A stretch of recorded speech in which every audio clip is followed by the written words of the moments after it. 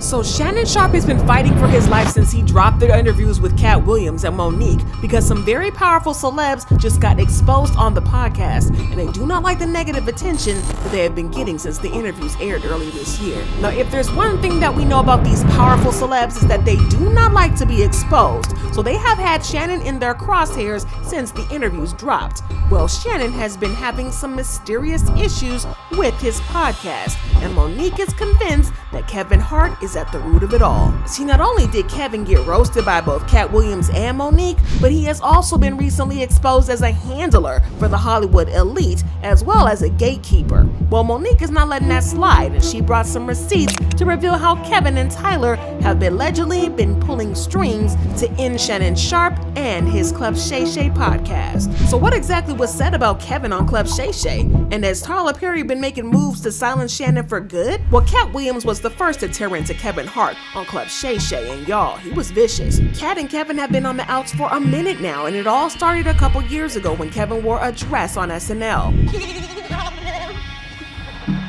of course, translates from the Latin to who demand. Which means I'm demand.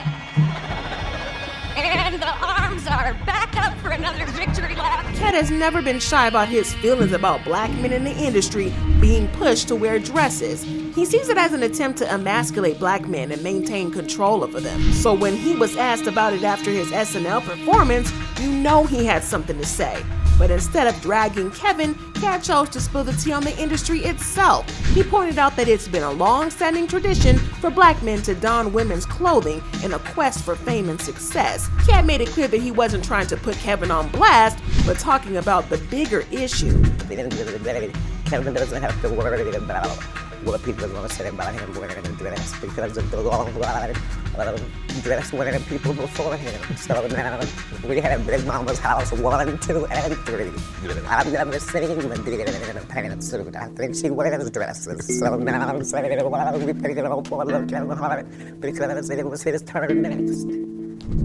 In the same interview, Katt spilled even more tea, revealing that his career had been held back because he couldn't keep quiet. Apparently, the industry bigwigs didn't appreciate him airing their dirty laundry, and according to Katt, they made sure he paid for it by keeping his career on a leash and stopping him from becoming a superstar. Some of us are against the Illuminati. We are against the Illuminati at our own detriment.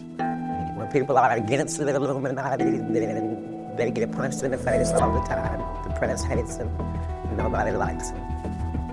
In that interview, Katt didn't throw any shade at Kevin. Instead, he admitted that Kevin was just doing what he had to do to survive in this cutthroat world of Hollywood. But Kevin took it the wrong way and decided to clap back. On The Breakfast Club, Kevin slammed Katt, accusing him of lying. He also claimed that Katt's career didn't blow up because he couldn't stay clean and was battling addiction. My frustration with Katt Williams comes from, you keep pointing at Hollywood. Hollywood this, the white man, this, and this. When do you take responsibility for your actions? You had the shot. Katt was in that position. You were the guy. You were set up to be the star. You didn't show up to work. You off promo shoots. You off your promo trips that they had set up for you. You became a risk to the studios, which is why the studios stopped you. Why was he a risk? He chose you. Take responsibility for what you chose and say, you know what, I gotta fix me. And I'm gonna come back and I'm gonna stand up for comedy.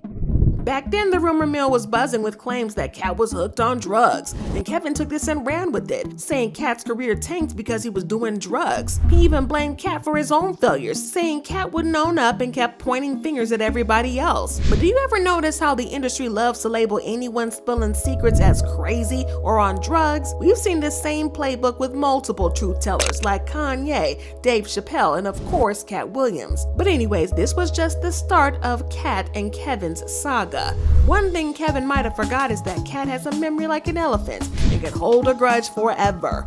5 years later, Katt finally got his revenge on Club Shay Shay, and he didn't hold back.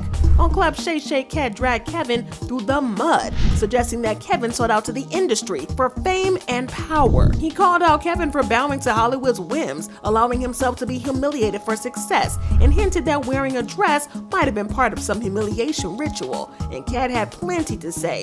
He didn't sugarcoat not a drop of it. But y'all, Katt didn't stop there. He also revealed that Kevin's so-called sold-out shows were just smoke and mirrors, claiming Kevin never actually sold out a show, but faked it to look like a big success. And Katt kept coming with the shade, calling Kevin an industry plant with a suspiciously fast rise to fame. He pointed out that Kevin's climb to stardom was anything but organic, suggesting he was propped up by Hollywood right from the start. It was definitely vicious, but Monique took it to the next level during her interview on Club Shay Shay, because she also tore into Kevin big time. She exposed Kevin as a two-faced snake, claiming that he betrayed her after she was blackballed by Oprah and Tyler Perry. You know all about how Tyler Perry and Oprah blackballed Monique when she refused to do a free press tour for the movie Precious, so I'm not even gonna bore y'all with all those details. Go check the other videos. But after she was blackballed, nobody wanted to work with her because nobody wanted to get on Oprah and Tyler's bad side. But according to Monique,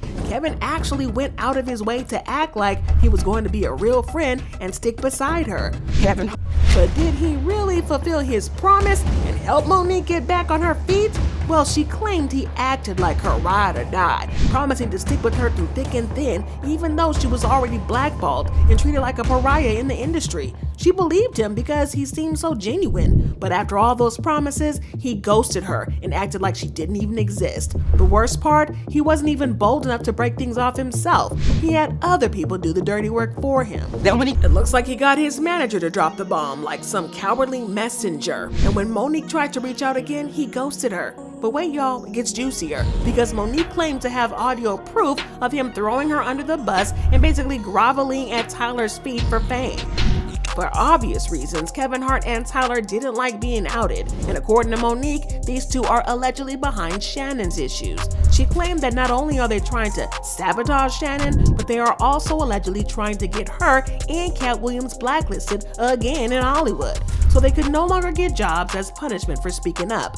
Well, it looks like Monique is done playing by the rules, because she also claimed to have some solid evidence to prove that she's telling the truth, and she's going to leak the evidence if Tyler and Kevin don't back off. But you know the fans are not here for it, and they've been slamming Kevin, leaving comments saying, "I had to pause the show for a minute. My heart aches for how they treated Monique.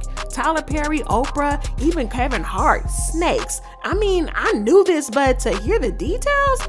Wow, if Kevin Hart had this problem with Monique, he should have just said that to her and that he was done with her, not promised to call her to sort it out and then ghost her. And we gotta protect Shannon Sharpe at all costs. He get on TV and says these things, it puts a target on his back. I'm so glad he continues to speak up about everything he does. Y'all, this looks like a messy situation that is about to get even worse. But drop your thoughts and comments below and then check out this next video.